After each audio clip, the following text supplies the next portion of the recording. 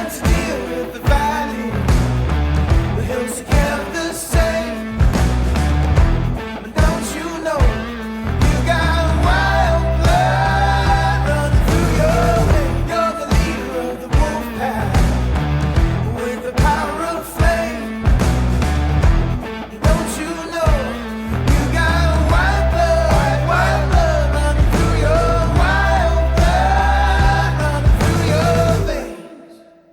Welcome to the Cast and Camo podcast, where we talk about hunting, fishing, and all things outdoors. Grab your fishing rod, put on your favorite camo, or just sit back and enjoy this week's topic.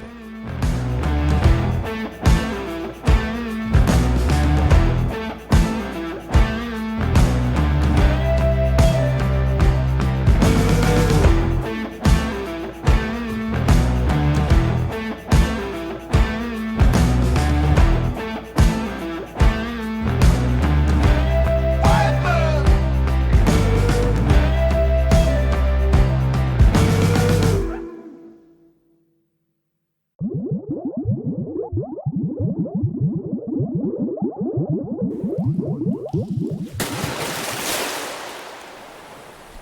Cast and Camo begins now.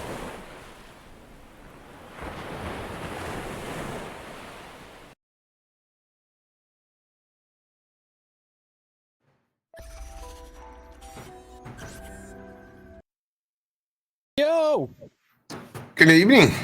what up? Ooh, Jesus. What the heck?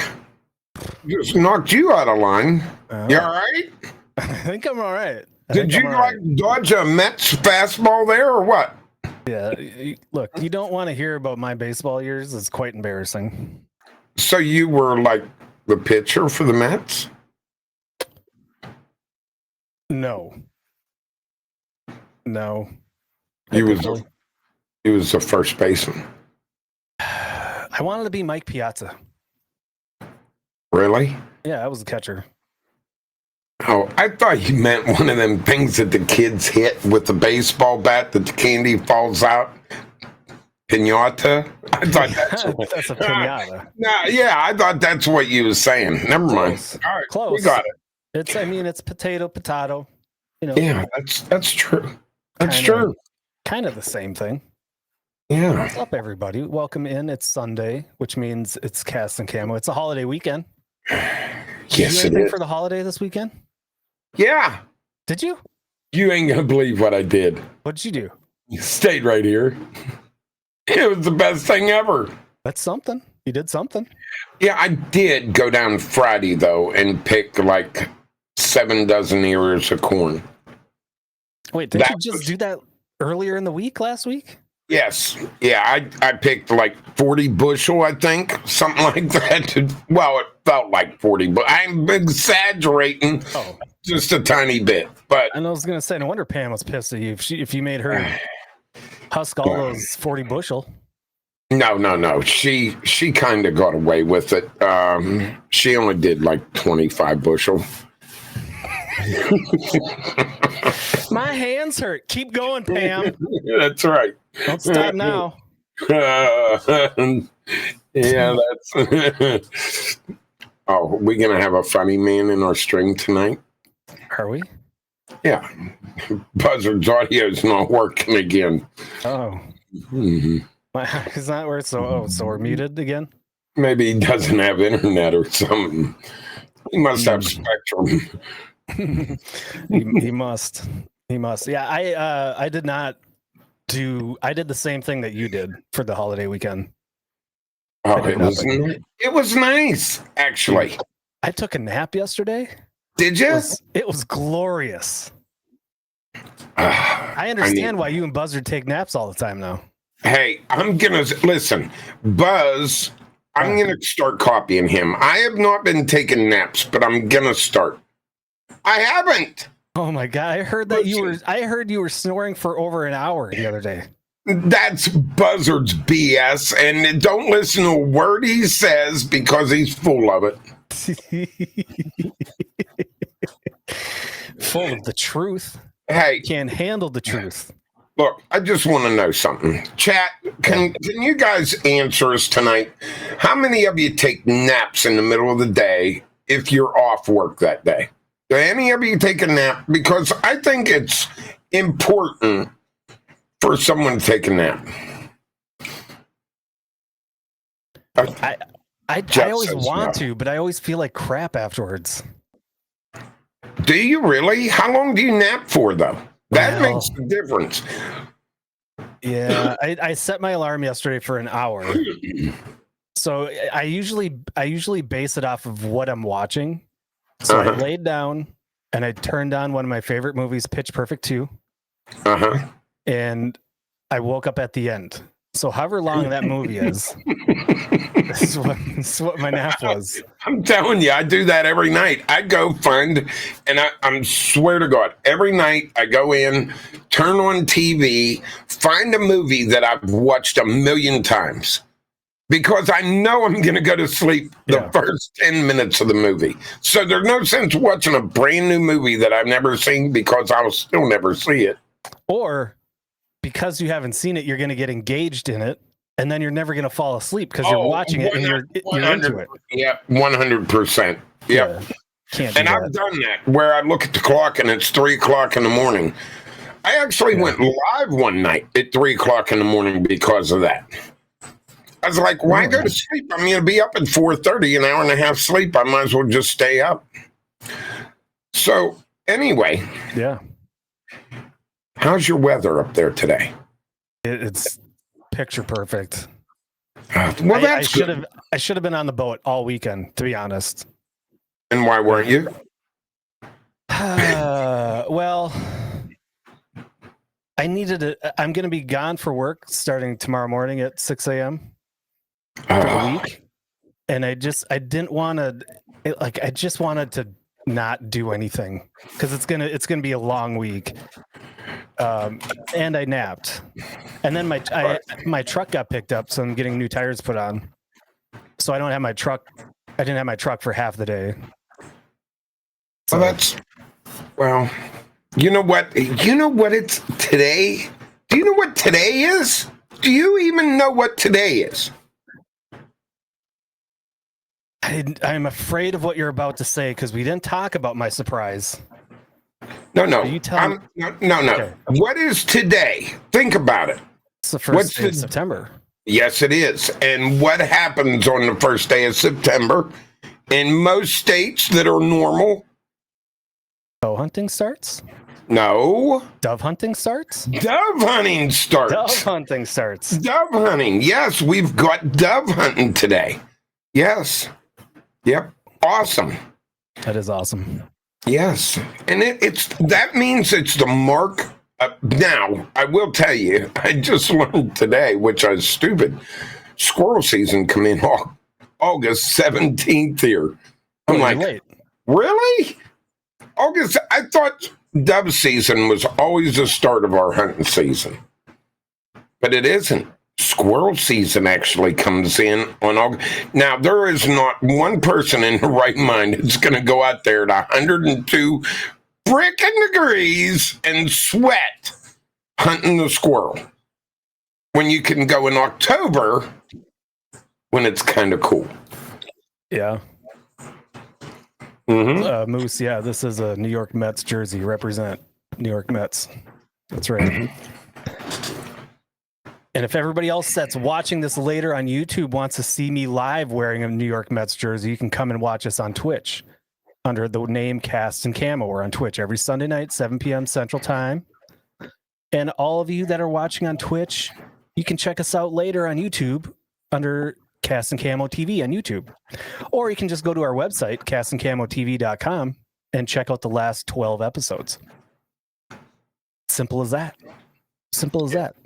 Yeah, Joker, I'm not allowed to bring up the other thing. Yeah, he's not allowed to bring up that other thing yet. It's coming. It's coming. Yeah. Mm-hmm. Yeah, I was already threatened with life bodily injury from Soggy Wonka. That's right. Yep, I'm going to send Soggy after him. We'll get to it. Yeah. Very, very important birthday. But a little more housekeeping, as we always do. We got to talk about our sponsors. First one being Texas Select Seasoning. Check out, and if you're in our chat, !BBQ will bring you right to that link. And you can use Cast and Camo in all caps. Cast and Camo in all caps to get 15% off your order. And if you're watching on YouTube, the link will be down below. Sea-Ark Boats, !Sea-Ark in chat. Or check out the link down below on YouTube to check out all of the awesome boats that Sea-Ark has to offer. And last but not least, Deer 30, Deer 30 in chat, or check out the link below on YouTube. Get your orders in. Cast and Camo 24 for 24% off for Deer 30. That's 24% off. That's a big deal. That's a big deal. I wish I could get that. You wish you could get 24%? Yeah. See, I've already got stuff for this. Like, so I'm waiting until January when we get the 25% increase. And then I'm going to place my whole order for the 2025 hunting season. And hopefully we don't have any snow by then, so I can just go out and start throwing down minerals. Oh, you're gonna have snow. No. I was told that this is going to be the worst winter. The same thing as I was told last year, the year before, and guess what? Last year, our winter, we didn't even have. I think we got that much snow for one morning, and that was it. Well, technically it was the worst winter last year because we didn't really have a freaking winter. Well, that's true. Which was great because I only had to do the driveway once. I only had to snow blow the driveway one time. Yeah. But we also didn't have very good ice for ice fishing. That's really how I base was it a good winter or a bad winter? If I could get out ice fishing a lot, it was a good winter. So when's the earliest you've ever got out ice fishing? First week of December. The earliest I've ever driven my truck out on the lake is December 12th. Oh, no kidding. That's kind of early. Yeah, it was. And I was very nervous. I was very nervous. It was maybe the dumbest thing I've ever done. But it wasn't there was cracking or nothing, was it? While you was driving? Cracks. Absolutely a cracks. There was about 13 inches of ice, maybe. But there was a plethora of trucks out there. And we were at the landing debating, do we drive out or do we walk out? And I'm going, I didn't get this magnificent physique by walking a half a mile with all my gear, right? And there was a Ram truck that is identical to mine driving off the lake. And I stopped him and I said, dude, tell me how much ice is out there. And he's like, eh. I was like, that doesn't help me any. But yeah, there was a dually out there. There was probably 30 trucks. I'm like, it's got to be safe. I mean, if all those 30 guys are out there with their trucks and most of them are bigger than mine, I'm guessing we're safe. Now, the problem early like that is there was no snow. At least when there's a little bit of snow, you can see where other people drove. So it was at least safe one time that day. Mm-hmm. But with no snow, you don't know where everybody else is driven. So you're windows down, seatbelts off, and you're going. Yeah. And if you hear it, you jump out as quick as you can. See, my thing of it is I've drove on the ice once in my life. Mm-hmm. And I only drove out because of an emergency. The guy had a heart attack out ice fishing. And I drove the truck out on the ice to get him back in the back of the truck because the ambulance crew would not come out on the ice. Can they legally? Can they? I don't think so. I don't know. And we didn't discuss it afterwards, but I took him to shore to the boat ramp. And then when I come up on the boat ramp, EMS took over right then. Yeah. So that was the only time, because I always walked ice. Yeah. I just enjoyed it. But I took my truck out. There was 2 vehicles out on ice that day.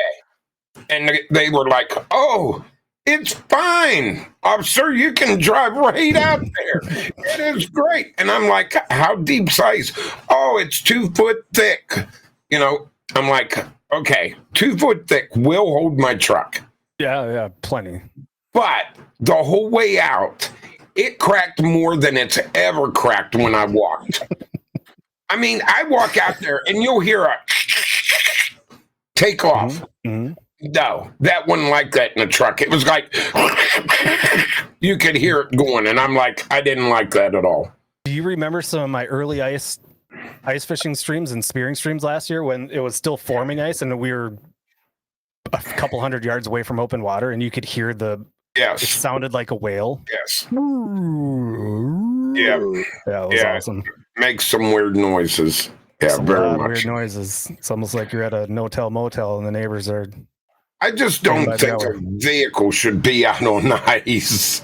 I mean, that thing weighs, what's it weigh? A couple Half a tons? ton. Well, I mean, if you Three-quarter got a ton. full-size pickup truck, like a 3/4 ton pickup truck, what's the weight of that truck? A lot, because you're full of gear and your fish house and Yeah. everything else. Yeah. I mean, I'm excited for ice already. Are you? I can't wait. are we going to go ice fishing this year? I mean, we're going to Yeah. really concentrate and hit it hard. Oh, I thought you meant you were coming up to go ice fishing. No, I'm asking you, are we going to concentrate and hit the ice fishing hard this year? I would really like to. Yes, that is my plan. So, are you going to keep? Now, first time I ever watched you, I really enjoyed it because it was the only time I've ever watched ice fishermen have a unique thing to keep their fish holes open. There's this little bottle about that big with a skinny neck at the top of it floating in this hole when I turned on your stream. And I'm like, that is so nice because alcohol doesn't freeze. Correct. So you put the bottle in there so the hole don't freeze. Good thought. Yeah, I like that. Keeps the whiskey cold and it keeps your hole open. That's right. And also, you were dancing. You had a couple little jigs up there by the ice after a few of them bottles. No, You were doing good. You was playing some cool music too. always. Yeah, I was like, this guy's really neat. I forget who I was talking. It may have been Whiskey. And I said, hey, Whiskey, you got to see this guy. He's ice fishing, and it looks like he's in my house in the kitchen. Yeah. He's got a TV up there. He's sitting in shorts and these little slipper things on. Yep, And I'm like, this is like the neatest thing I ever seen. And Whiskey looked at it and he says, that's fake, Chief. Don't worry about it. He said the guy really is sitting in his kitchen. He's got fake holes in the floor. You know, you weren't around at the time, I don't reckon, but I did do that one time. It was on April 1st. No, you didn't. Yeah, ask anybody that was there. On April 1st, I had my fish house parked in my driveway. It was like, I think it was 2 years ago where we had actually good ice. And so there was still technically ice to fish on April 1st. I couldn't pull my drop house out. It was it wasn't good enough for that. But most people on Twitch didn't realize that. Right. So I set everything. I brought my little puck for my Wi-Fi out into my driveway. I set up everything. And we had a big snow the night before. So I shoveled a bunch of snow around 2 holes just around the outside in my driveway. And I set my rods down and I was jigging the one. I had my electronics up and going. And I pretended like I would miss a fish every now and then. And I don't know, about 2-3 hours in, people were like, I started feeling bad because I'm like, I'm not really fishing, but everybody thinks I'm fishing. Right. So then somebody was like, hey, I want to kind of see your setup. I'm like, sure. Okay. So I grabbed the tripod with the phone, with the camera on it, and I opened the door and I was in my driveway. I said, April Fools. You know what would have been really good if you would have had a stuffed animal fish and pulled it up through that hole at the end to say April Fools. It was, I tell you what, that stream was actually more work to set up than if I was actually going out onto the ice. I can imagine. It was a pain. Yeah. Just trying to make everything look real. Yeah. Crazy. Anyway, if y'all aren't in Discord, join our Discord, !Discord in chat. I'm going to have a link starting on YouTube for Discord. If you want to get in on the Discord, hop on in there. We'll be in there. Last week, we talked about, funny you brought up dove hunting and squirrel hunting is kind of what we talked about last week. Mm-hmm. The lost art of small game hunting. I'm going to make an effort this fall to get out squirrel hunting. Sounds like you're going to make an effort to get out there and do some stuff. Yeah, I'm definitely going squirrel hunting. I'm taking the grandchildren. Awesome. That's a great idea. I love it. So that was a fun show last week. Just kind of reminiscing about the old days when we used to hunt and shoot little animals, which has kind of gone by the wayside, but we're going to try to bring that back. This week, I'm excited for this week because, I know we have a number of people that are very experienced fishermen and fisherwomen in chat that watch us. But there is always people that need to learn or want to learn, especially about fish. How do I identify certain fish? And it can be tricky. As we've learned over the years, it can be tricky, especially if you haven't fished for certain things. Like it's second nature to you in your area. It's second nature to me in my area because I'm familiar with it. I go down to Florida. I don't know hardly a damn thing that comes out of the water that pull up. Like, oh, that's that fish. It has human teeth. And, locals to Florida are like, yeah, that's a sheep's head. Oh, okay. Or it's this, or it's that. I don't know what those things are. So it is good to kind of go over fish identification. And that's what we're going to do this week. But let's hop over to our other scene. And then we got to do one more thing before we kind of get started. Okay. Do I have to jump to go over?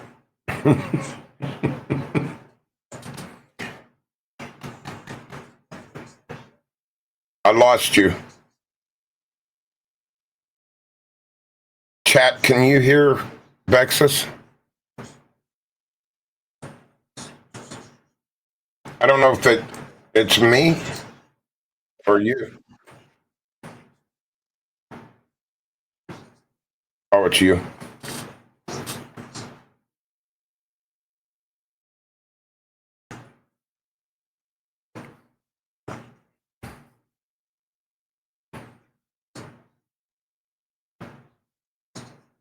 No.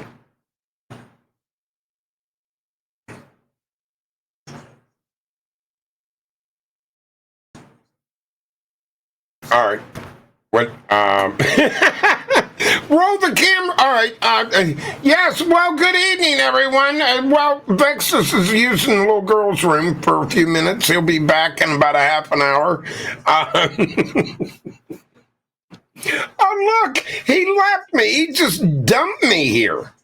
What the heck? No Vexus. It's all right. Look, so we are going to do fish identification tonight. I can't wait. We're going to be able to identify a fish.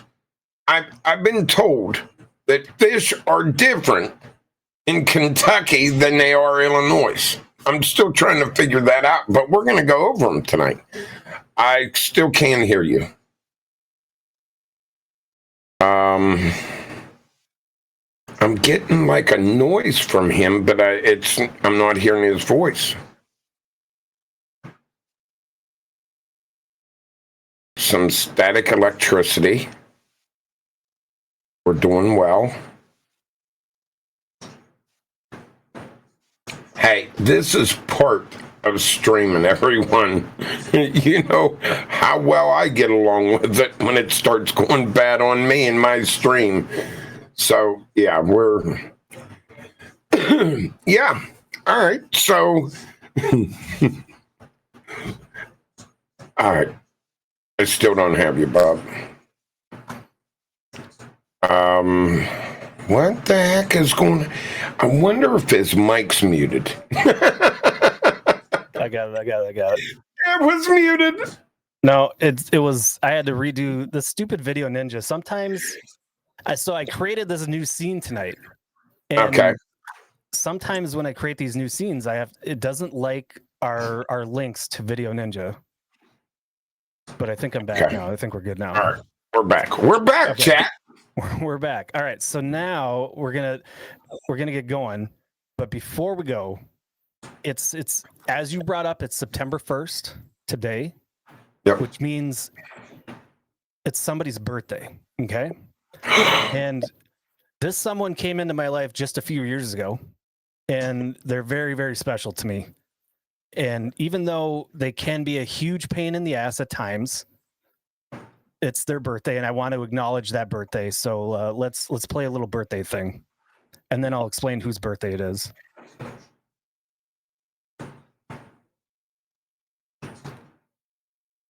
What the heck?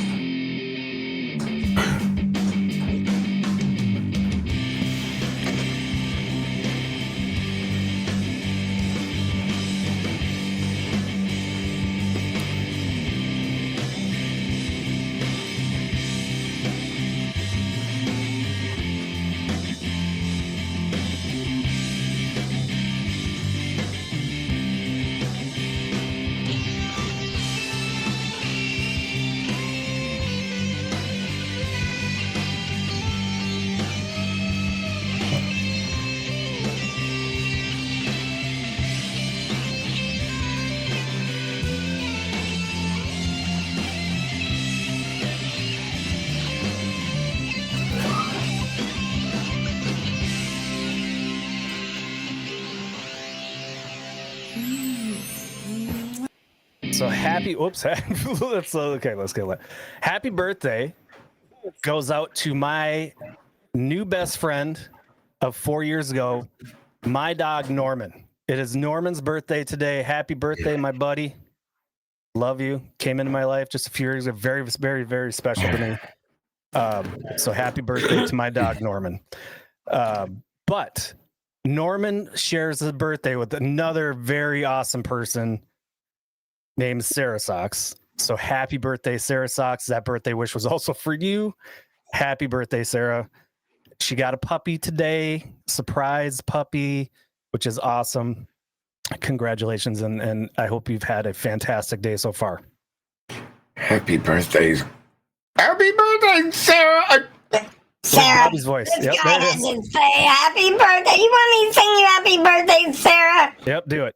All right. Happy birthday to you. I can't do it. We'll do it tomorrow morning. Yeah, do All it right, I'm tomorrow. back. Yeah, we'll do it tomorrow morning before. Okay. She's got to be up at 7 a.m. That's 5 a.m. her time, though. That's right. Get up. After it's your birthday, you're supposed to get up. That's right. I think those are the rules. Yep. Perfect. All right. I knew I was going to get a look at her from her. I think she forgot that she shares a birthday with my dog. Wow. But all I know is you're dead. Probably. Yes. Yeah. Yep. Anyway, happy birthday. All right. So this week we're going to talk fish identification. Let's start with catfish. So here's the plan. We're going to go through catfish, then we're going to go through carp. Mm-hmm. Then we're going to go through the pike family. Mm-hmm. And then we're going to go through the perch family, a few from the perch family. Mm-hmm. And then trout. Okay. Yep. Got it. I think we're going to have plenty to talk about with those. And if we get through all of them, we can certainly talk about some of the other ones like the gar and the sturgeon and things like that. We left out the temperate bass and the sunfish because the sunfish, we could do a whole show on identification of different sunfish. It's a little ridiculous. And I don't think people fully realize or always realize that smallmouth bass, largemouth bass, those are all in the sunfish family. White bass. Not white bass. White bass are in the temperate bass. That's my bad. Alabama bass, Bartman's bass. Wait, Bartman? Yeah, Bartman. Isn't Bartman the dude from Chicago that caught the foul ball and that made the Cubs not go to the World Series? This is Bartram's. So, yeah. Bartram's. Yeah. So I just Yeah, I thought I'd just throw it at you a little bit. How about a red-eye bass? They're the ones that are really mad at you. Those are the ones you piss off and they stare back at you. Oh, is that different than a rock bass? Yes, red-eye Oh. bass. Yeah. Well, rock bass has red eyes. Uh-huh. Yeah. See, the red-eye bass is in the Tennessee and Coosa River. Mm-hmm. Oh. All right, let's talk catfish. Okay. Specifically, we've got 3 catfish that we're going to talk about, and we've got a couple examples up. We've got the blue catfish, we've got the channel catfish, and we've got the flathead. So I've got a couple of the differences already listed there, and some pictures with some circles that kind of point things out, and we'll do our best to describe what we're looking at, what we're talking about for those that are listening on Apple Podcasts or Spotify Podcasts and can't see anything. But if you're listening, go ahead and check out. And I forgot to update our episode. Oh boy, I'm a rookie. This is episode 4. We're already at episode 40. How about that? Yes. That's crazy. So how about let's get a little insight from you, because you are the blue fish or the blue catfish king, from what I've been told. Yeah. Okay. That's what I hear. That's what we hear. That's Who what I hear. told you that? Who told me that?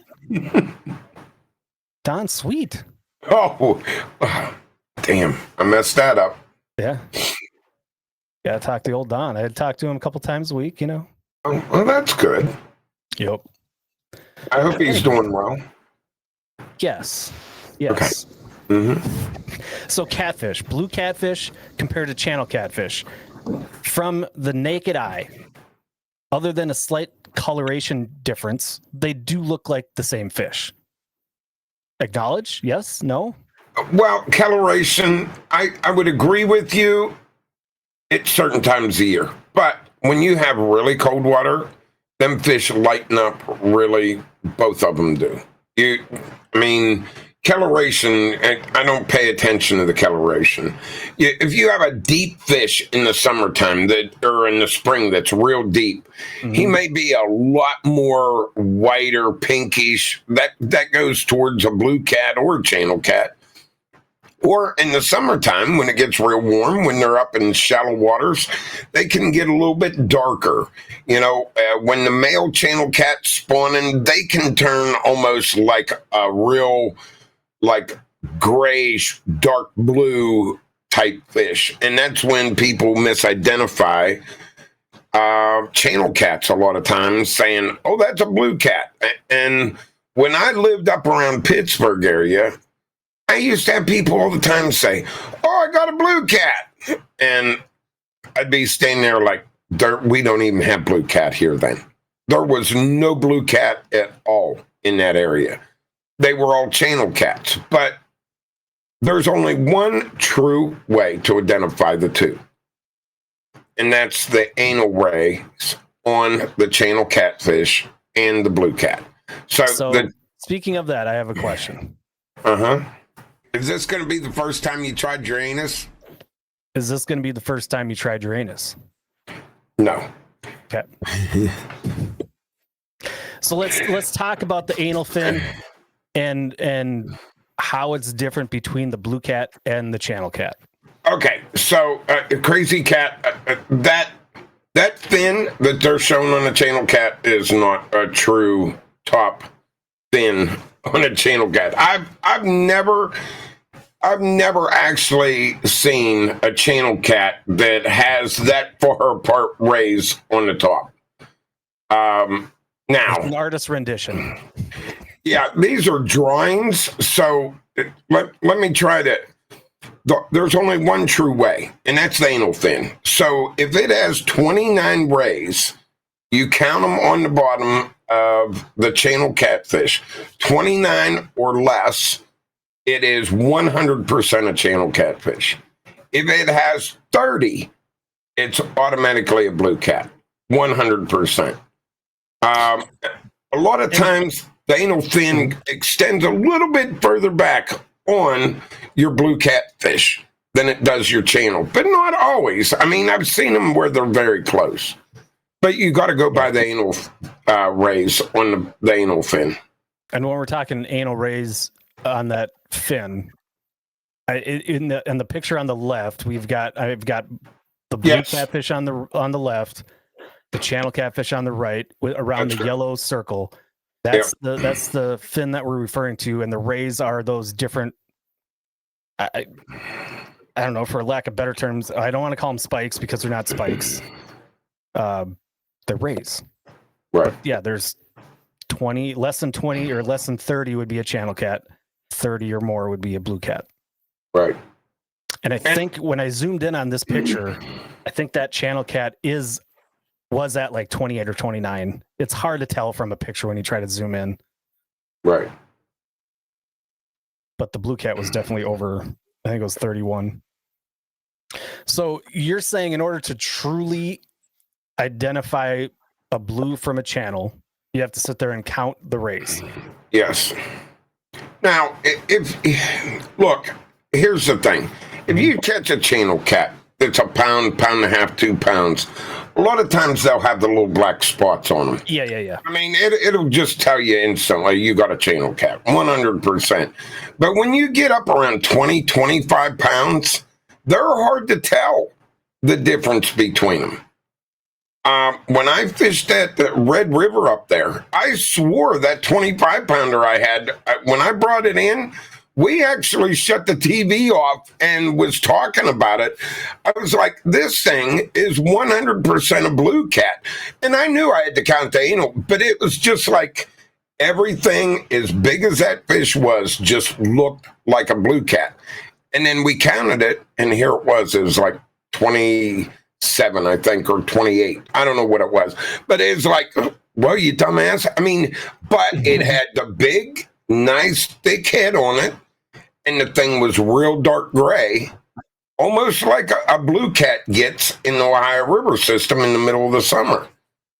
I don't know. It just, the only way you can truly tell is by that anal fin on the rays. Here's the dumb question. Does the number of rays indicate at all the age of the fish? No. Not at all. No. So you could have a 1-year-old blue catfish with 35 rays. Yes.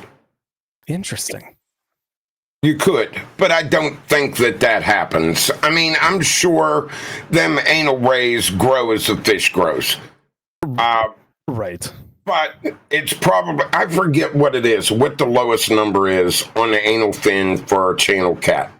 So I'm going to say it's like, we'll just say it's 24 or 21. When it's born, they'll have that many rays on it. You know what I mean? As they grow. They're going to have that on there. 24. All right, Joker. Thank you. So anyway, it will have that amount of rays. You just are not going to be able to count it when they're that small because they're so tiny. It's pathetic. And as that fish gets older, them rays get thicker. Makes sense. Yeah. All right. So then going to the flathead, instantly, obviously, again, coloration different, but the tail is what sticks out. It's not a forked tail compared to the blue cat and the channel cat. That to me is the quick. That's a flathead.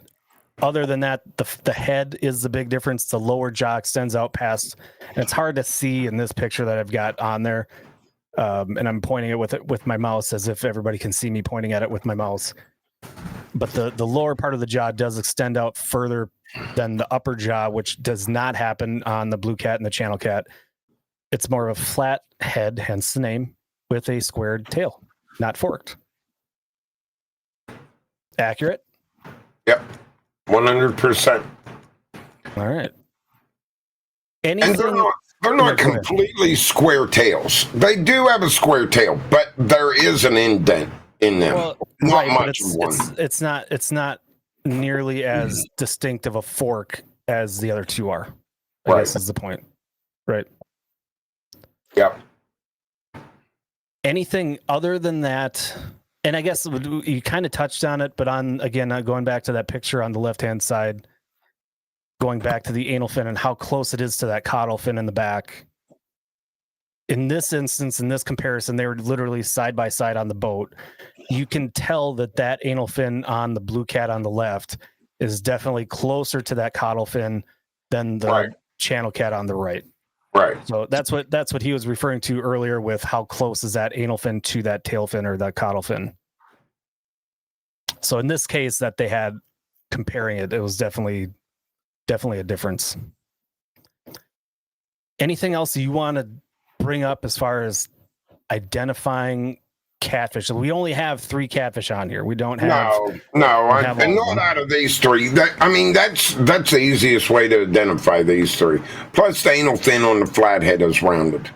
It's a lot shorter. It's just rounded. I think there's like 10 or 12 anal rays on a flathead anyway, but it doesn't identify it as by the anal rays on there. So yeah, it's just more the caudal fin and the rounded jaw. Yeah, right, exactly.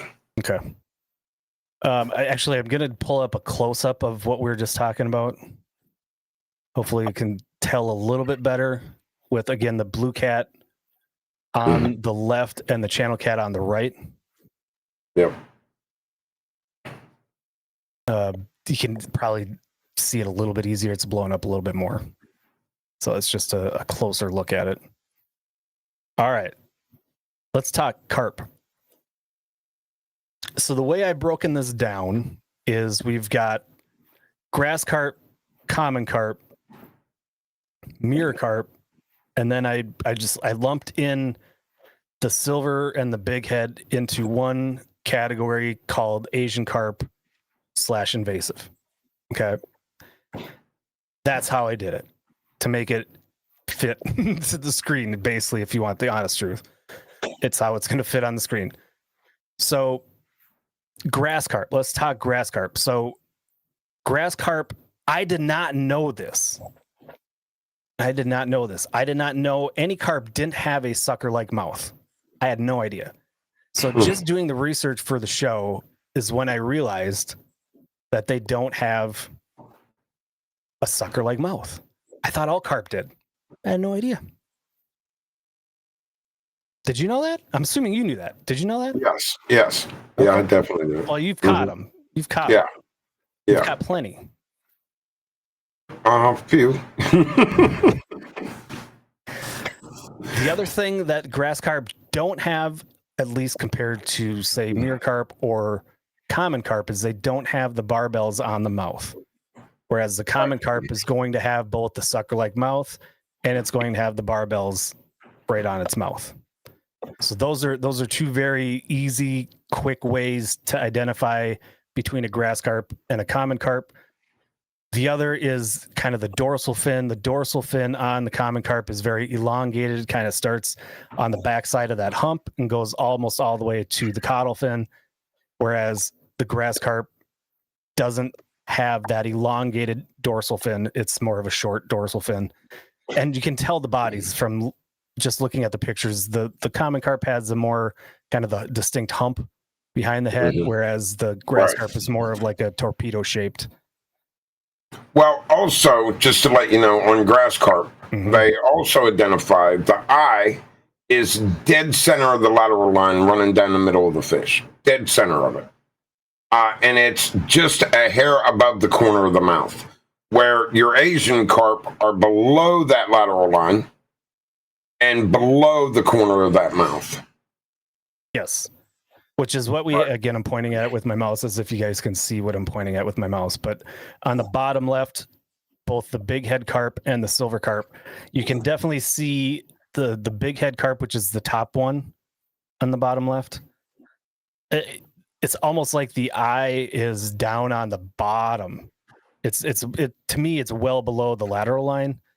The silver carp is closer, but you can definitely tell it's below the lateral line. Yeah. So that is, it's basically the main distincting factor for both the big head and the silver carp is where that eye is placed. And all your Asian carp that I've seen, their scales are about the size of the end of a pencil eraser. They're Sure. about that size. Where your grass carp have bigger scales. Your Uncommon carp. common carp, your mirror carp, they all have the bigger scales. Yeah. Yeah, the picture of that silver carp down in the bottom left, it almost looks like it's smooth. Well, they're really tiny on some of these. I know when Joker was down and JB was down looking at these fish, them scales are really small on them fish. Real small.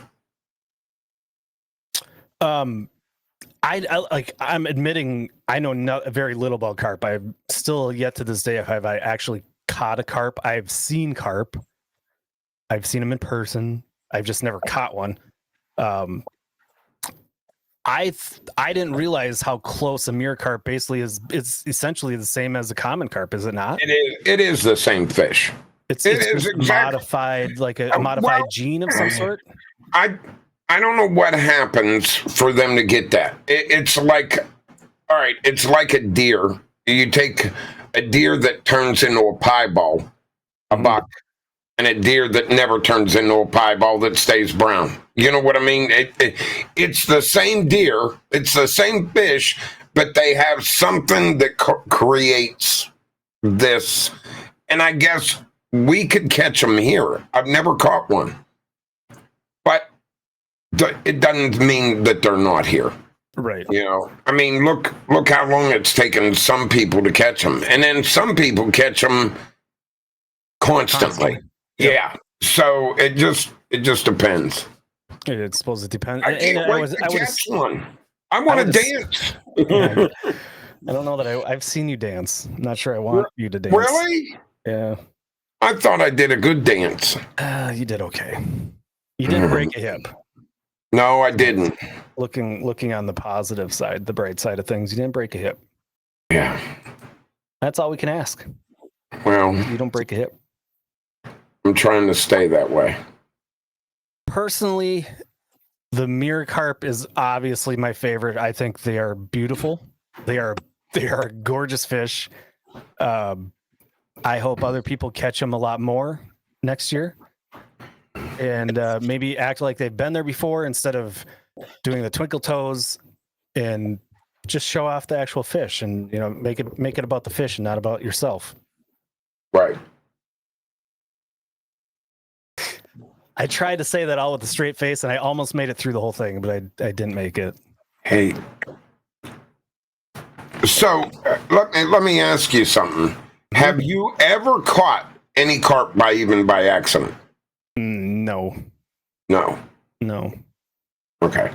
Which is funny because I grew up in an area I grew up on the river, and we had tons of carp and catfish.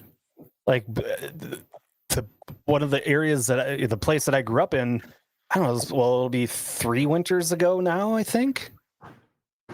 There's a whole bunch of us from Twitch that went up to that area, and there was 20, 30 of us that went catfishing through the ice. It was a blast. I didn't catch jack squat. Everybody else started catching things, but yeah, I think I've only caught a couple catfish in my life too. I've just never targeted them. Just never have targeted them. We have them. We have a ton of them. I would love to try it, but see, my problem is when I was, I don't know, 12, we'll say to 16, my granddad fished for carp all the time in the river.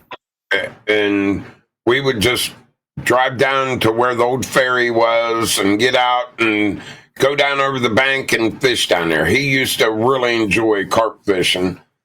And I caught a lot of carp then, but I never paid attention to whether it was a mirror carp or a regular carp. And then when I got 18 and went to the police academy and went to work, that fell apart. And I never fished for carp again until this past year.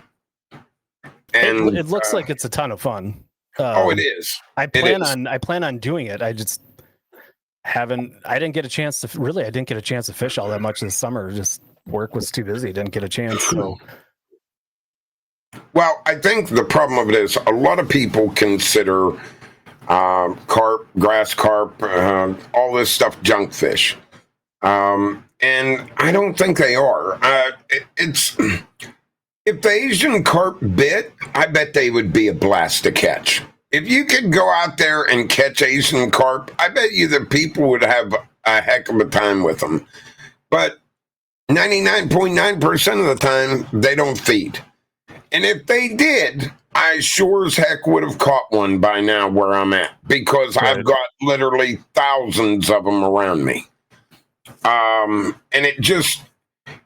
it's actually really funny on how many Asian carp there is. But this year, we've had such warm weather that it's actually killing them in the Ohio River and Mississippi. They are floating everywhere, which Fish and Game want them going. I mean, they are actually taking over the river systems.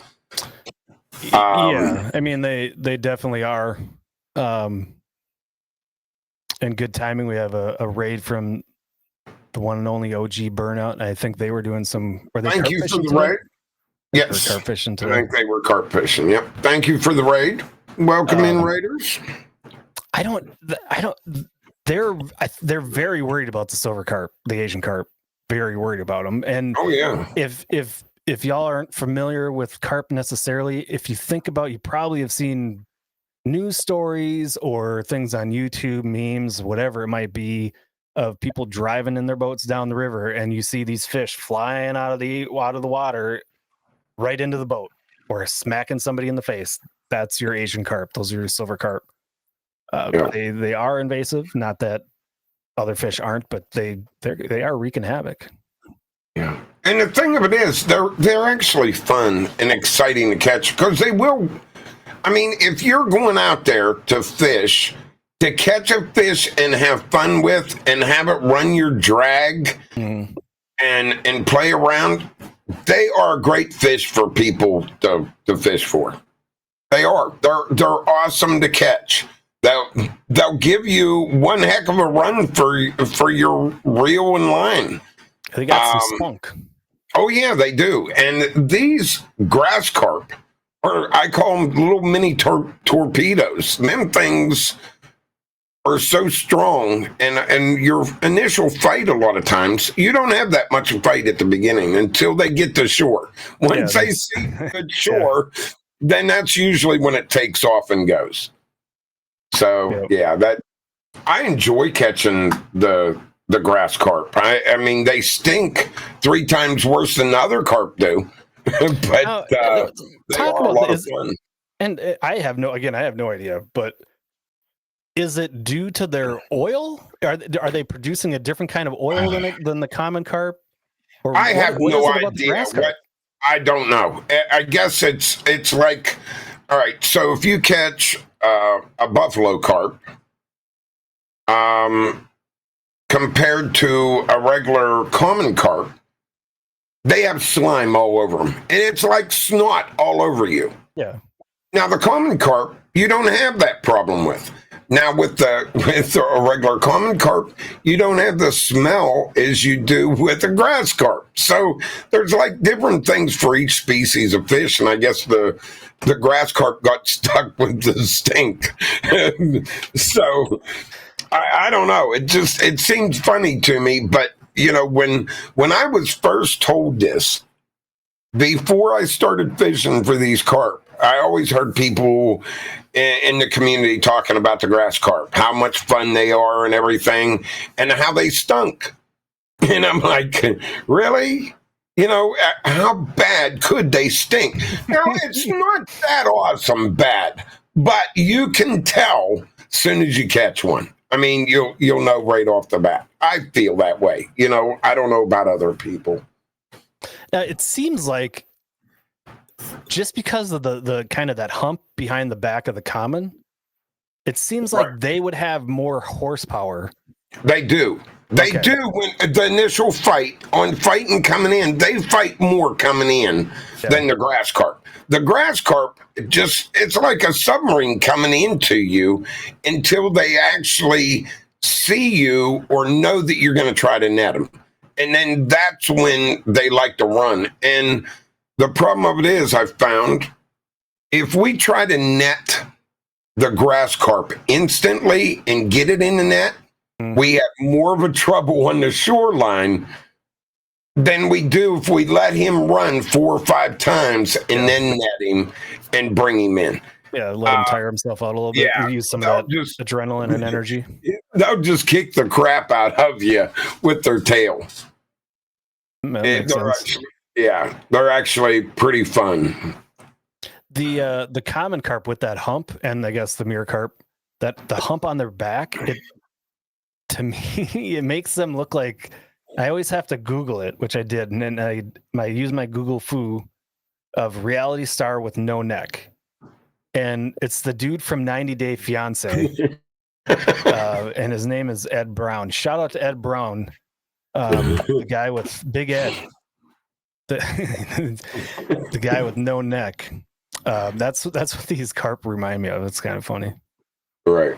We'll get out for him. I know Deer Butch has been asking to go fishing, and he I'm not gonna dox him, but I know where he's at, and he's at close to somewhere where I grew up. So I'll have to meet up with Deer Butch someday, and we'll have to go down to the dam and see if we can get ourselves into some carp. Yeah, or cats, plenty of cats down there too. And right. I'm going to tell you, if you're gonna fish for these, I think they're a blast. And I've got 2 or 3 people fishing this year, started fishing. A couple of them are in the channel right now. And I think they're having fun with them. And I think they're only going to enjoy it better as it goes on. Yeah.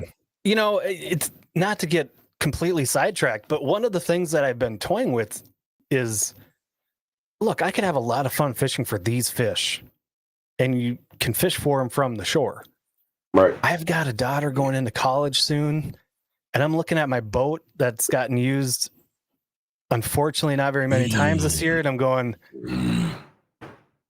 I could sell that boat and pay for the first year of college and just go fishing for these, which I've never done and would probably have fun. It would give me something to do for a few years until I can financially get back onto my feet and maybe go get a boat again, Or you could just give me the boat, and then when you get back on your feet, I'll bring the boat back to you. Oh. You gonna make payments then too while you have it? Is the payments more than $1.99 a month? Yes. You're going to have to make the payments. Okay, well then you can pay me for the boat. I gave you the offer. I know you did. I gave you the friend deal. I could go buy a brand new Sea Arc 240, Pro Cat for that. No. Try tripling that price. Then you're in that ballpark. All right, triple over the price of the Pro Cat 240. I see. No. I think it's the other way around. All right. Anything else on the carp? Have we missed anything? No. We did. I mean, we talked about the mirror carp, but they have those. And then the cool thing about the mirror carp is they're like a snowflake. They're all different. Every one of them is different. They have a different pattern of those funky scales, or no scales. Every one of them seems to be different and unique. And to me, that's the coolest thing of all, is that they're just so unique, even to their own species. Right. I would like to know one thing, and I just noticed it in this picture. I've never caught a mirror carp, so I can't even comment on it. But any of you that's caught a mirror carp that's in our channel, is the tail more flat and not V'd on the mirror carp? Because I'm just noticing that, and that may just be because of the picture here. But if that's the only thing that I've ever really noticed different on the shape of the fish or any of the fins or anything like that. I just noticed that there. You think it's the picture? Just a Okay. picture. Yeah, I don't know if anyone's catching any of these, whether that actually is true to that or not. I don't know. As I didn't even pick up on that, but that was a good catch. Good catch. All right. Well, then, if we're done with the cats, or I'm sorry, the carps, then we'll move on to the pike family. All right. This probably is not going to take us too long to get through. These are 3 fish in the pike family. I left out the chain pickerel.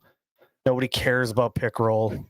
I'm teasing. I'm joking. They're just so similar to pike, and they're basically the same fish. The only, I think, main difference between a pike and a pickerel is on the pike, it's kind of more of those light spots in a horizontal way, whereas a chain pickerel is going to look almost like a chain. chain. Yeah, and they're smaller too. And yes, and they're smaller by nature, but ultimately they look almost identical. Now you get into the difference between the muskie, the tiger muskie, and the pike. The main difference for me has always been the pike is a dark background with light spots, whereas the muskie is a light background with dark spots. For me, that's the easiest way. And a lot of times the muskies will be so light, they're almost white. Like you almost can't even see the dark spots, or they're very faint, but they're almost whitish in color. And muskies are just usually way bigger than pike. But I tell you what, so in Minnesota with spearing it in the winter, for the longest time, if a lake contained muskies, you could not spear on that lake. They opened it up recently where even on lakes that have muskies, you can spear on those lakes. Now, when you're catching, whether it's ice fishing or open water fishing, you're catching pike, you can catch the pike or you can catch the muskie and you can release it. Simple, right? If you're spearing and you throw a spear through that muskie, there's no catch and release 99.99% of the time. Right. Unless you get super lucky like we have in the past on stream where you throw it through the nostril. It wasn't me. I actually throw my spear well. It was my friend. Then you can release it, but you don't want to be spearing muskies. You don't want to be spearing a tiger muskie. That is bad. So knowing the difference between a muskie and a pike is very important if you're spearing through the ice, because you need to be able to tell. And sometimes, man, I'm telling you, sometimes those pike come in so fast, and the big ones that come in so fast, and it's with the kind of the glare from the ice and the sun coming through. Sometimes it kind of, that flash gives it that whitish look, and in that split second, it almost looks like a muskie. And then you kind of compose yourself and you take a closer look and you realize it's got the light spots instead of the dark spots. Right. But it is very, very important to, and we didn't really talk about this before we got into it, but just in general, it's important to be able to identify your fish properly and correctly, because there are things called possession limits and daily limits and all of these things, and ignorance doesn't get you very far when you're talking to the law. Well, one thing I will say that we always went by, our tiger muskie didn't come till like the last 5 years of my retirement, getting ready to retire. It was always just in northern pike. So it was very easily, if people wanted to argue with you, you'd just say, look, there's a big difference on underneath the jaw of the fish. 5 or less is a northern pike. 6 or more is a muskellunge. It was just, it was easy. And then when they come out with the hybrid, the cross between the two of them, Yep.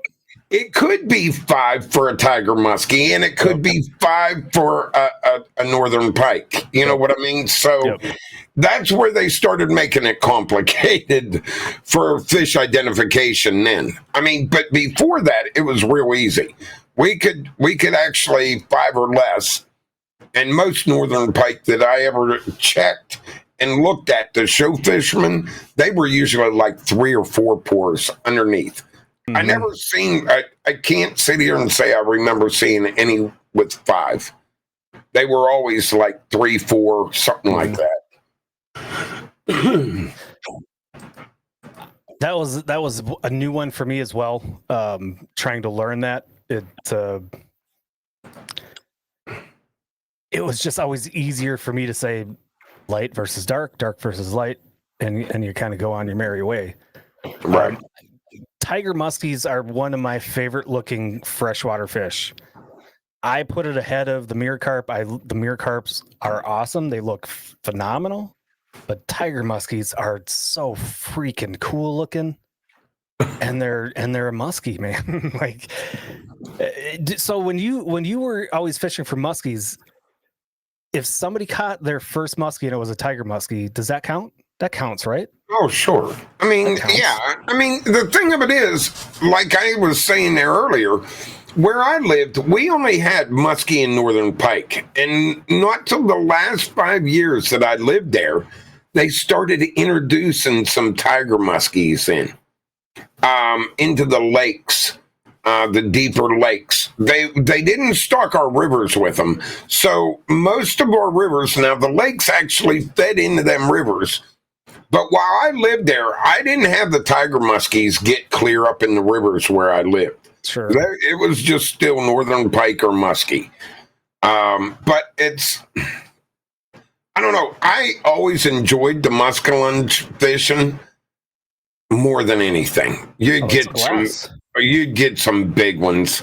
And when you're fishing a stream that is 8 foot, 10 foot wide, and you got a muskie in there that's 45 inches long in that little stream, it is a blast to hook one of them and try to fight it in that little stream because it's it's you up and down that small stream and you're going to have a blast with it. But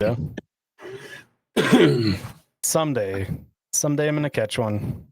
I'll keep trying. I didn't try very hard this year. Maybe next year. Well, I mean, the year's not over. It's really for muskies. It's kind of just starting to get into the good time of year, isn't it? Well, yeah, I think a lot of, like right now, starting like in October, we used to catch quite a few on topwater in October. I don't know what you guys are like up there, but we was catching quite a few in October on topwater here. Yeah, from not what here, I've learned. From what I've learned, topwaters work really well this time of year for muskies as well as live sucker minnows. Right. Which that if I'm going to go out yet again this year and target muskies, that's probably, as long as the bait shop has sucker minnows, that's probably the route that I'll take. Just because it's easy. Right? I mean, well, are you go an allowed anchor and you throw out a giant bobber. Are you allowed to catch a muskie and keep it in Minnesota? No. Well, yes, technically.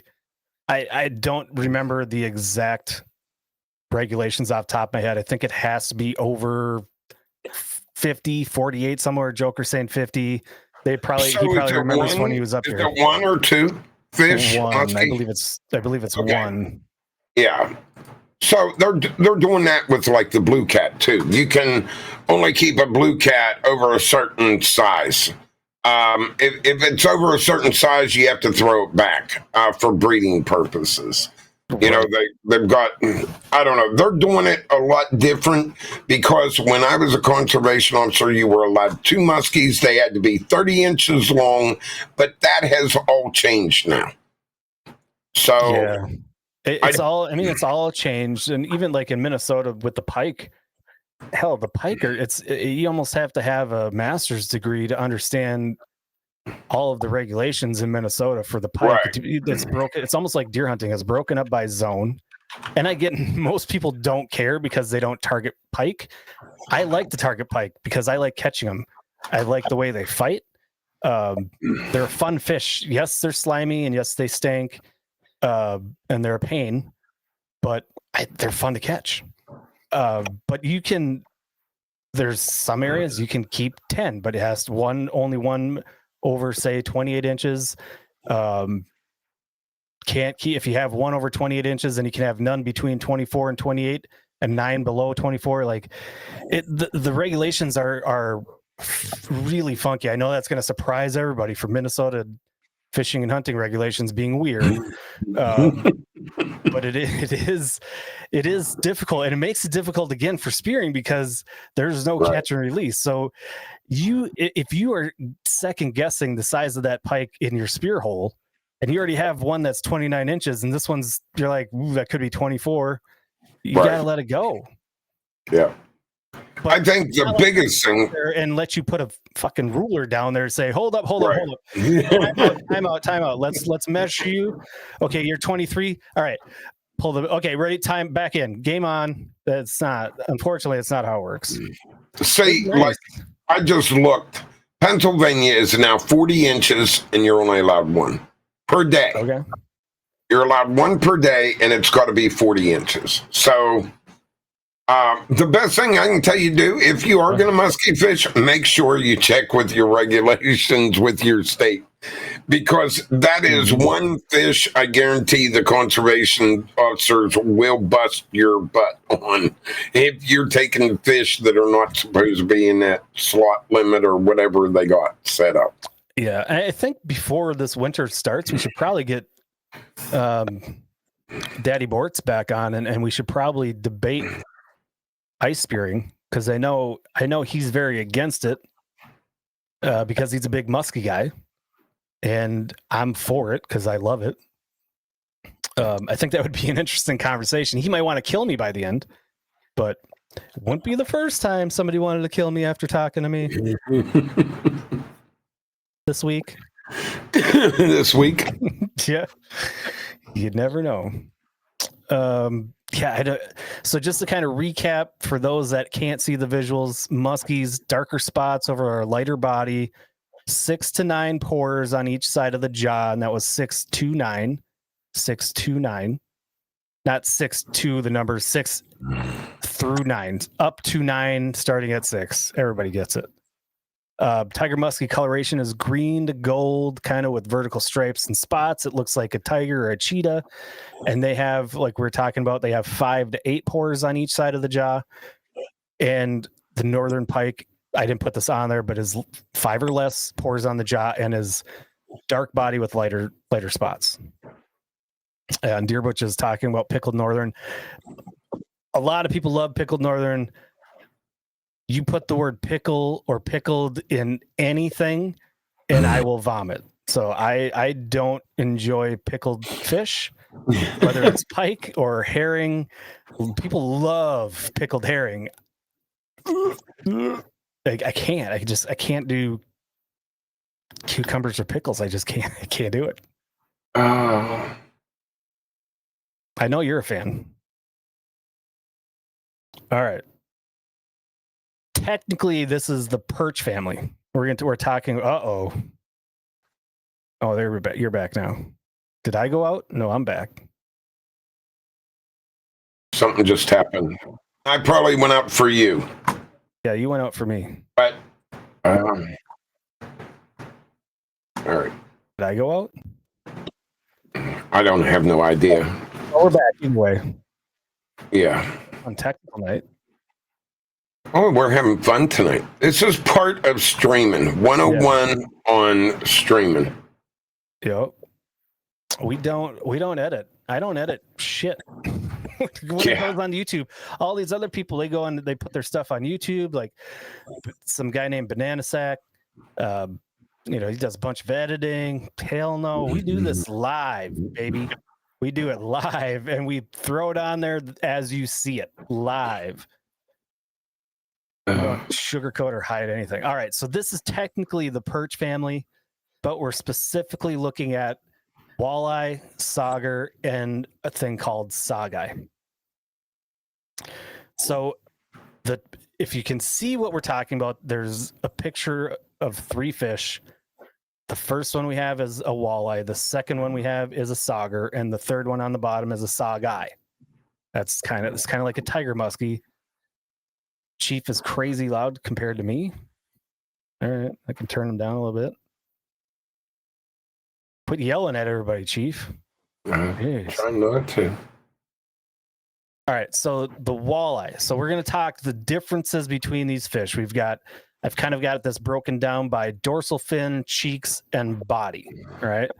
So walleye have a spiny dorsal fin with indistinct streaks or blotches. What does that mean? I don't know.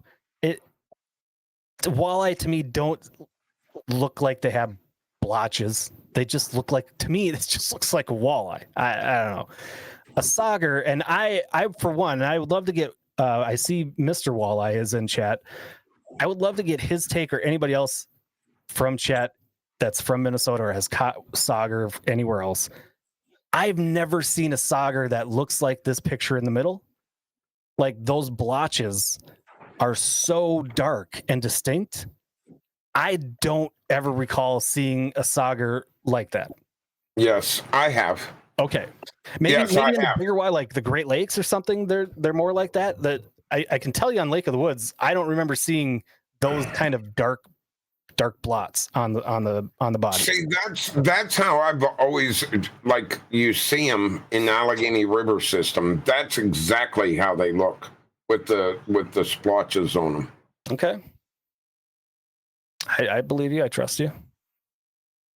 Yeah, their cheeks are good eating. Yeah, the cheeks are delish. They're very tasty. You don't get much. I wish you'd give you a lot more. Well, and the bigger ones, you get a nice little nugget out of those cheeks. Mm-hmm. Anyway, so going back to the dorsal fins on the sauger, the dorsal fins are going to have those distinct, and you can kind of see it on the picture. They'll have distinct circular spots, the darker spots on that lighter dorsal fin. And then the saugeye, kind of the distinct streaks instead of just spots. It's more streaks and kind of at a row on towards the base. I don't think I've ever caught a saugeye. I probably have, but for me, it doesn't really matter. It's either like, and somebody correct me if I'm wrong. If it's a walleye, it's a walleye. If it's a sauger or saugeye, it's a sauger. It's going to count towards your. Either way, it's counting towards your limit of walleye / sauger. But it's not a walleye. Now, the one thing that was interesting to me nothing that I read or tried to pull up talked about this. For me, the easiest way to check and to tell if it's a walleye versus a sauger or even a saugeye is the white tip on the bottom of the caudal fin. On a walleye, it's tough to see in this kind of artist rendition. Most of the time, it's pretty distinct, that white tip on the bottom of the caudal fin, whereas the sauger and the saugeye don't have that white tip. For me, that's the dead giveaway. I have never paid attention to the cheeks, but apparently the walleye have few scales on the cheeks and it's smooth. And I probably knew that. I've just never paid attention to it. Whereas the sauger has rough scales, few scales, but it's rough. And the same thing with the saugeye, the cheeks are a little more rough. And as Walleye in chat, Mr. Walleye said, you can definitely cut out the cheeks and they are delicious. It's this nice little tasty little nugget. Yes, and the caudal fin, thank you, Joker. The caudal fin is what is the technical term, I guess, for the tail fin. We're talking about anal fins and dorsal fins and pectoral fins and pelvic fins, and then you've got the anal fin and then the caudal fin or the tail fin. So all three of these to me are delicious. They eat very well. I'd still prefer a pike over a walleye, but Really? yeah. I wouldn't. I'd take a walleye or a yellow perch or crappie.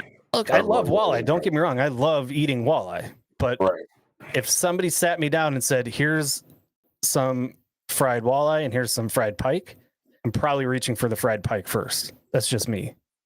I think it just has a little bit more flavor to it. Well, and I've also been told by Walleye has told me, and I got to agree with him, when I was up north fishing in James Bay, when the ice was coming out, the northern pike were awesome. I come home in the middle of the summer, my neighbor and me catch a couple northern pike, bring home. It's probably 70, 80 degrees in the water temperature. And he ends up wife cooking the pike, and they were the worst pike I ever tasted. Walleye says they're so much better in the cold water. So Oh yeah, yeah. Honestly, I think that's with a lot of things. I think that's one of the reasons I love ice fishing is fish coming out of that ice cold water. Oh, they're just so freaking good. yeah. Whether it's a perch out of the ice, crappie out of the ice are phenomenal. She didn't mess up the fish cooking, no, but Well, yeah, maybe I can blame it on that instead of blaming it on her. Yeah, there definitely is that. Mm-hmm. I don't think, like I said, I don't think I've ever caught a saugeye. They look scary to me, but they kind of look badass as well. So I would love to see a saugeye that looks just like that picture. I think that would be pretty freaking cool. Right. Now, what I don't know, I legit don't know. I know sauger are smaller than walleye. They're not going to get nearly as big. I'm guessing, if I had to just, educational guess, I would assume a saugeye is kind of between a walleye and a sauger as far as size and weight. But I don't know much about them. I know they exist, but I don't know that I've ever caught one. All right, so that's the perch family, and I didn't put a perch in here because, again, it's kind of like sunfish. How many different kinds of perch are there? About 1 billion, Right. or so it seems. All right, let's talk trout. For all the fly fisher people and wannabe fly fisher people, or that are interested in fly fishing, I know there's a few. I've only done it once. I admit I know very little about trout other than what I have up here on the screen. So the trout that we have on the screen, for those that can't see, is brown trout, brook trout, cutthroat, and rainbow trout. How well do you know the difference between these fish? I know all of them except the cutthroat. I've never dealt with cutthroat. I would love to go cutthroat fishing or tiger trout fishing. I mean, I've seen some really cool fish out west. That's what I'd like to go. I've always dealt with rainbow, brook trout, brown trout, but I've never ever got to mess with these fish out west, which I think are really neat. I'd love to catch a cutthroat. And based on what I've read, depending on where you're at, there's about 77 different kinds of cutthroat too. Well, I think there's like 5 or 6 different types of cutthroat. Maybe there's more that seemed like there was more that I've heard of. There may be more. I don't know, but it is, and I don't know if that makes them. I don't know if it's like we'll say Nevada cutthroat trout, and you have Montana cutthroat trout. Is there something different, or is it just the area that they live that they call them that name by? I imagine there is a difference, but I don't know if there's that much of a difference. From anybody that knows more than us, feel free to correct us. But from what I know, the difference is kind of the shading of the colors, depending on the habitat that the fish is in, which will be mostly determined by if it's in Utah or Colorado versus Nevada or Arizona or whatever. Yeah, I'm not sure on that. But for the cutthroat, I think the biggest, obviously they have that very distinct kind of pinkish reddish on the side of the face, but it's more of that on underneath the chin that has that kind of reddish orange. Yeah, looks like a throat slashing. Right. Hence the name cutthroat.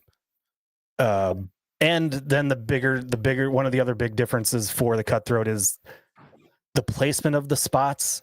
They're more concentrated towards the tail or the caudal fin less towards the front of the body. Oftentimes it sounds like in the front of the body there really is no spots, and it's more on the back side of the body, whereas a brown trout you can see, well, in the rainbow, I guess, those spots are kind of all the way through the body. Rainbow trout with the spots more through the entire side of the body on each side, whereas on the brown trout it kind of tapers off down towards the belly. Right. This is trout. The one time I went fly fishing, I caught a brook trout. I had absolutely no idea what it was. It definitely didn't look like this picture of this brook trout. This brook trout, I think, is enhanced for I don't know what, but one of the things I was going to point out on these trout, though, we've talked about the dorsal fin. I think most people know that are familiar with fish or fishing know what the dorsal fin is, kind of that main fin in the top of the back. On trout and salmon and some catfish even, they have this fin that's between the tail fin or the caudal fin and the dorsal fin. And I want to make sure I get the name of it right. It's the adipose fin, Mr. DNR? I think it's more of a fleshy than a fin. It is the adipose, if I'm saying it properly also. Adipose, yeah. But it is more, I don't even consider it a fin. It's actually part of the fish itself. Yeah. Like, it's fleshy. Yeah. It's not, it's more, it's fleshy. right. And you see it, like I said, on trout and salmon and some catfish. I think does the channel cat have an adipose fin? Yes, I think. so. Yeah, I think they so. do. I think so. Yeah. Yeah. So do you miss going trout fishing? Oh, I miss it a lot. I'm afraid. I had so much fun, but man, like we talked about a couple weeks ago with the cost of fishing, I just know if I get into fly fishing, I'm gonna go hard. I'm gonna go in hard, Well, and I'm gonna be out $1,500 or more. Oh yeah, you'll be out more than $1,500. I mean, you put in a couple years. If you really get into fly fishing, you'll spend a few $100s just in flies getting started, getting into it. Really easy. Because every time you're out there and you see a hatch come off that water, then you're trying to imitate that hatch, or you start buying all the fly making material and start trying to tie your own flies, and it just, it gets into some money. Yeah, I mean that's anything, but like I said, I've got a kid going into college soon, so I need to downsize. I need to sell stuff rather than take up new hobbies. And if I'm taking up any new hobbies, I'm taking up making wooden decoys for spearing. That's what I want to do. I think that would be a blast. I still want to get, and I still talk to the guy every once in a while that does spear, the decoy carving. Still going to try to get him on the show at some point when it's closer to ice season. So that's trout. Anything that we missed? I didn't really talk about all of the differences, but they all kind of look the same. The brown trout's got the red kind of orange spots. The brook trout has red spots circled with the blue. I think those are my favorite part of the brook trout. Because they stick out. They stick out really well. What's and nice it's the about fish. the It's brown one that I trout- caught fly fishing, so it's automatically my favorite. One of the nicest things about the brown trout, you can get some gorgeous spots on a brown trout. Those orange and red, Yeah, especially when they get bigger too. And if you got a native, the one that's actually been born and raised in that stream, so much prettier fish. The brook trout and the brown trout. Yep.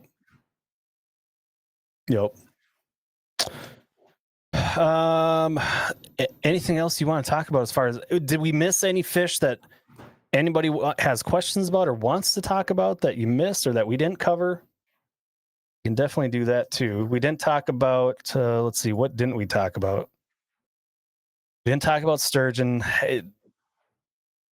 really for me, the difference in sturgeon, they look a little different, lake sturgeon compared to shovel nose. Shovel nose, they're going to be small. They're going to be small.